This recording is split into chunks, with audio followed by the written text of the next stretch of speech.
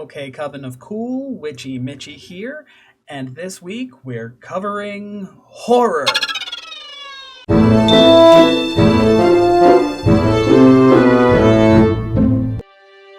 You're gonna die in there! All of you! You are gonna die! And once again, I'm going to use Critical Role's horror elements as examples. Not that the campaigns themselves are outright horror. I'm also not going to repeat most of the talking points of other videos on how to do horror, because just mimicking what everyone else says is not my jam, and I am going to point you to one that I found helpful down in the description. Hint, it's Pointy Hat. As well as my last video on making villains, because these routinely go hand in hand. These videos should supplement each other, not repeat and repeat and repeat so much that you have to watch something you're going to have to rake through for any morsel of difference. Let me do that while you sit back and wait for my videos to come out, supplement the best ones, and link you to them. I hate when people just copy and paste a rewrite like you're rewording Wikipedia for a high school essay. If you have nothing new to add, don't pretend to add things simply by rewording points. Anyway, I've been watching a lot of videos on how other creators tell you to do D&D horror so that I don't repeat what they say. And most of it amounts to dimming your lights and playing eerie music, with some weight being put on what Pointy Hat says about not really showing your monster for a while, doing the most to prevent the anticlimax of things like the aliens being shown in M. Night Shyamalan's movie Signs. Because there's always some asshole at the table who has the monster manual memorized, and who will only keep from metagaming for about 3 turns before cutting them exactly in their weak spot. There's nothing wrong with these takes, but firstly, I play online, and if you ever want to play for an audience, like putting your game on Twitch or YouTube Live, dimming the lights isn't necessarily the best move for your camera, so you're going to have to do it with words, environments, monsters, and how they all interact with your players. Also, as far as the monsters go, I mess with stat blocks, abilities, and even reflavor appearances just to keep players from doing a quick Google search on how to best beat one or another in particular. You're the DM! You can do whatever the hell you want with your monsters. If you want me to post mine after I play them and guide you through a similar campaign to the one I'm planning once we broadcast, that is entirely up to you to comment, like, subscribe, and share to other people in the community. So, first things first. If you don't know me, I'm Witchy Mitchy. I do video game gameplay on Twitch on Tuesdays starting at 2:30 p.m. Eastern Standard Time. I release videos on different topics for D&D on Thursdays or Fridays, and every other Friday, my wife and I broadcast a true crime and horror discussion show called Highest Frights.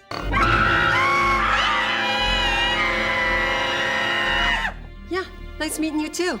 The first thing you need in any campaign is personal stakes. Now, if you want to kick off with a simple monster chase, where the object of the campaign is, however briefly, just to stay alive, you could get a slasher movie feel out of it for a minute, but there's something that all horror movies, slashers included, do for the characters, which is to, in pairing with being scary, reveal a greater truth. The way traditional horror does this is usually 3 things: a desolate landscape, with the notable exception of horror in New York or LA, which arguably manages to use the anonymity and apathy of large cities as its own form of social desolation, an empty chamber, or a jump scare without payoff.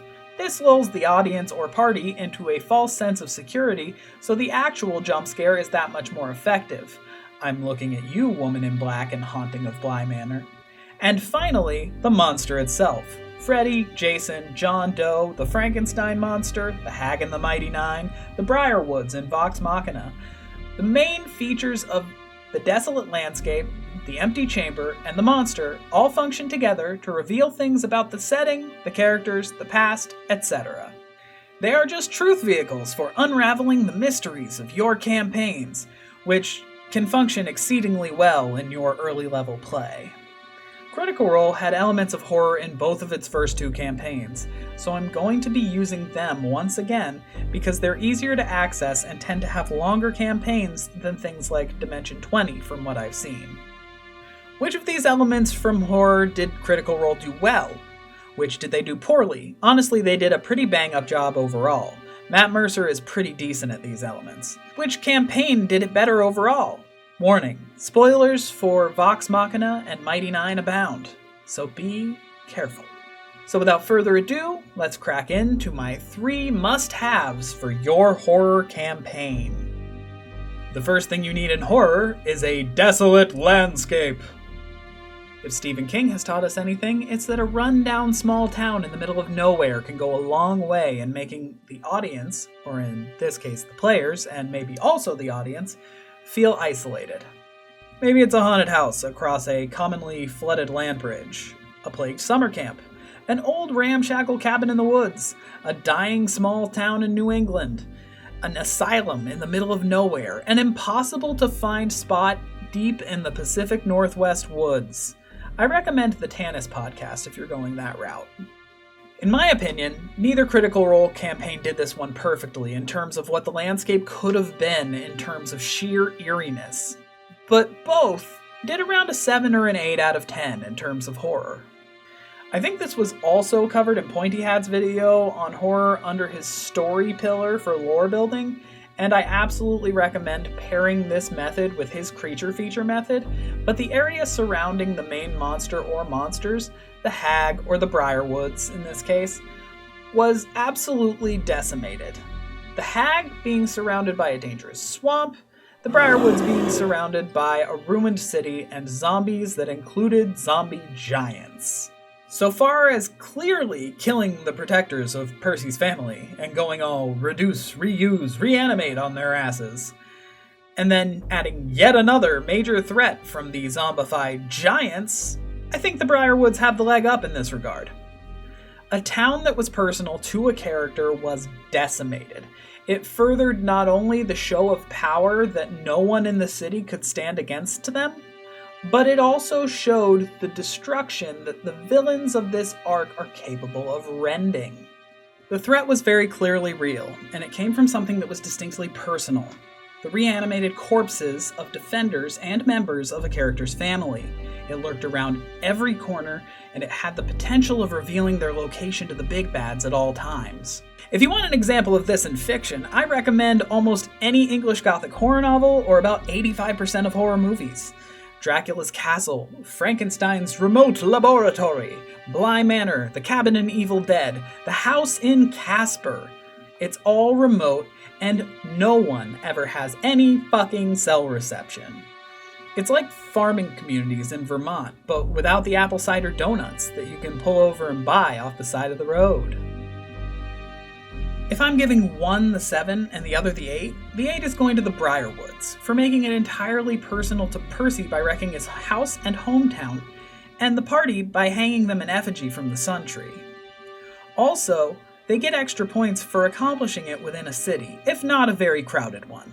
And the 7 goes to the hag for being environmentally appropriate and showing that she was unbothered by her dangerous surroundings.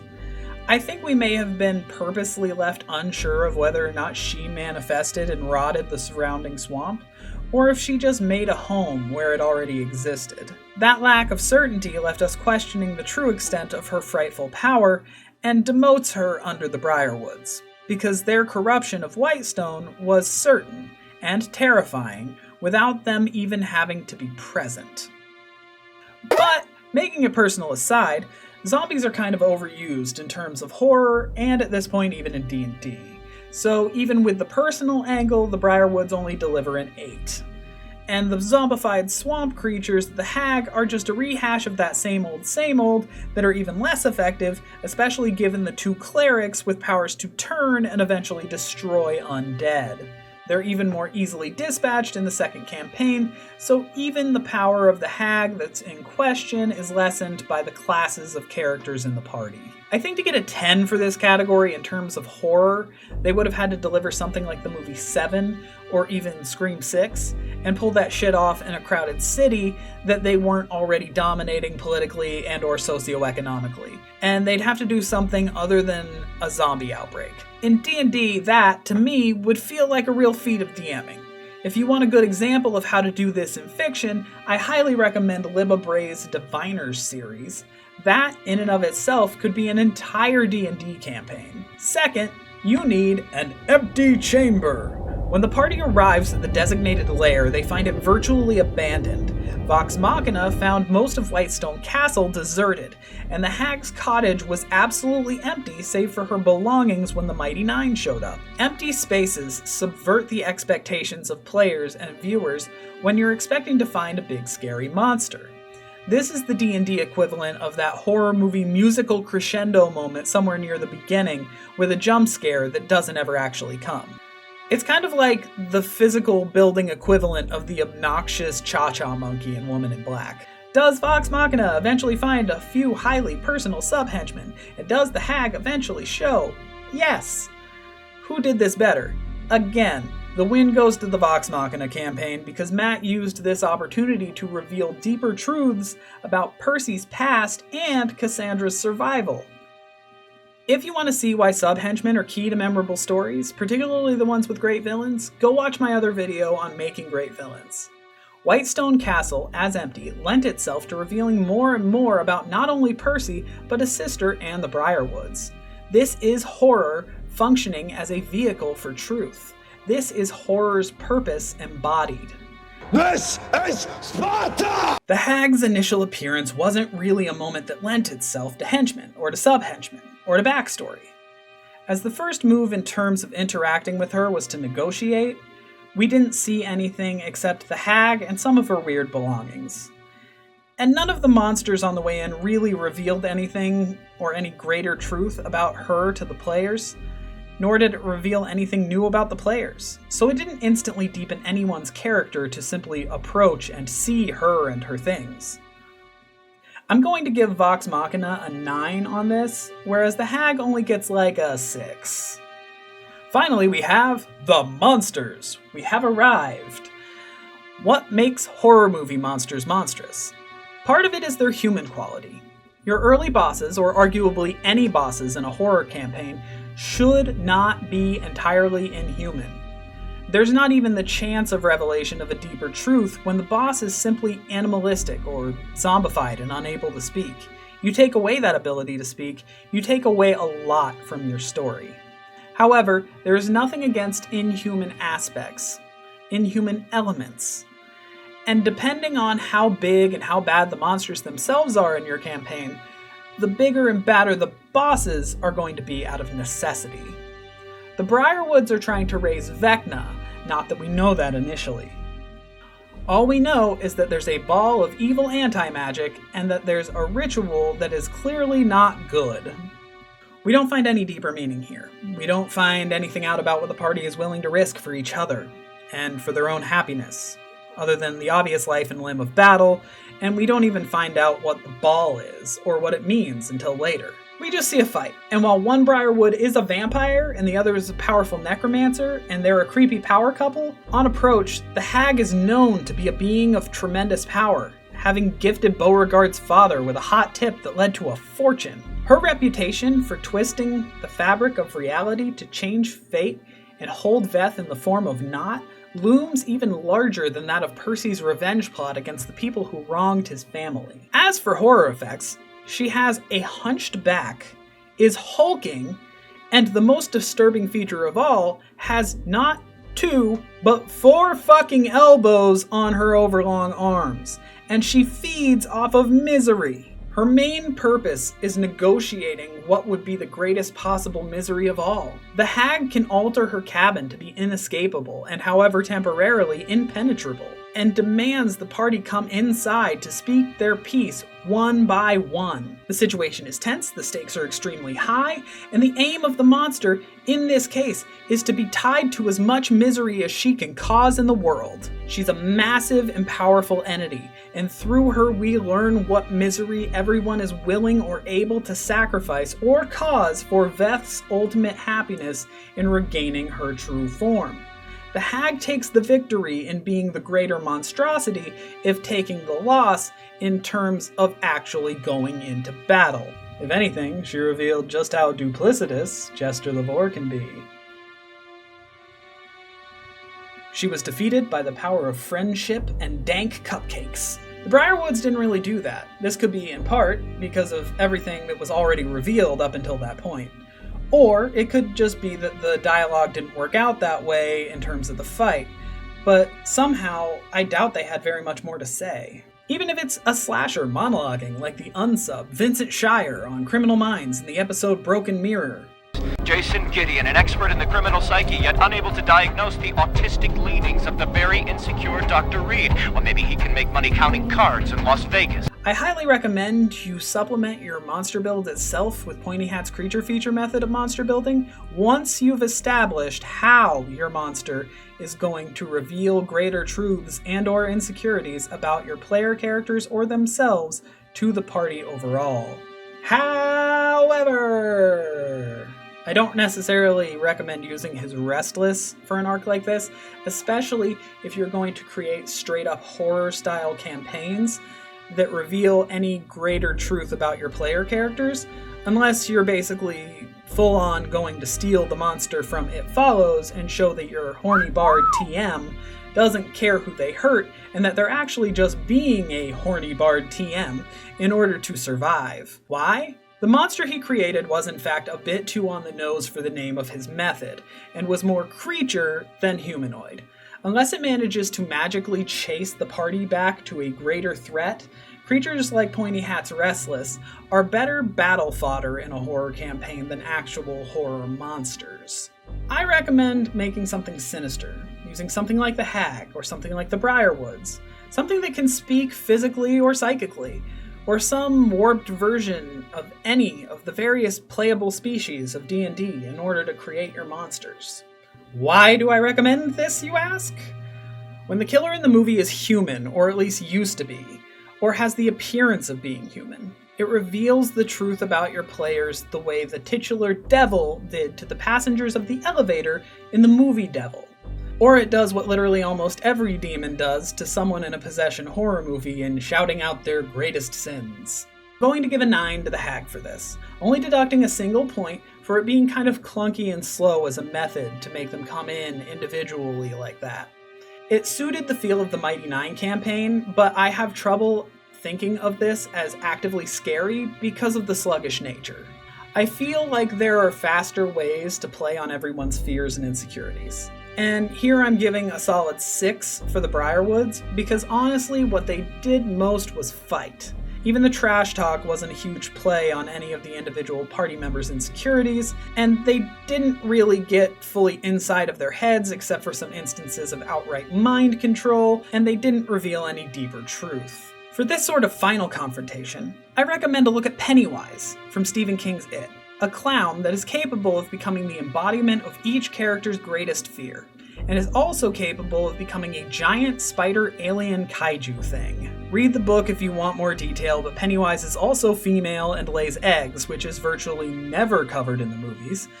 You probably shouldn't use a clown, because while it is a legitimate phobia for some people, I've never seen it work as a big bad villain outside of Stephen King and Batman, neither of which really aligns itself with D&D very well. But the shape-shifting and/or reality-bending aspect is the important part. So give that a look when you're building your monster's stat block. Something at least partially humanoid or fey that can go from 0 to fuck you angry god in a single turn. The terms of horror are simple. Revelation for truth during an attempt for survival.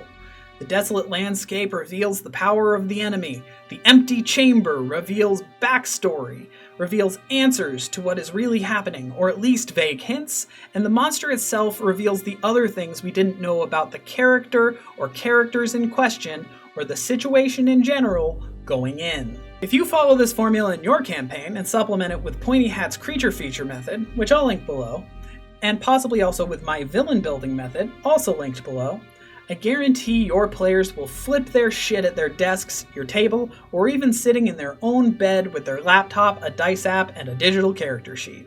And if they don't, you are playing with sociopaths, they are the monsters, and you should probably run. And yeah, that's it. This house is clean. You should really join me next week when I'll do a spoiler-laden review on why Vox Machina's narrative was more organic than the Mighty Nine's first 109 or 110 gaming sessions. And keep an eye on witchymitchy.com for the release of my free steampunk compendium with more playable species and backgrounds than the player's handbook. Not one, but 2 new classes and a new subclass for every class in the SRD. That's witchymitchy.com, witchymichi.com for news and free downloads. If you like this video, please remember to click all the buttons to like, subscribe, and share. And please, please, please consider donating to my transition fund linked in the GoFundMe below. And as always, stay cool, witches.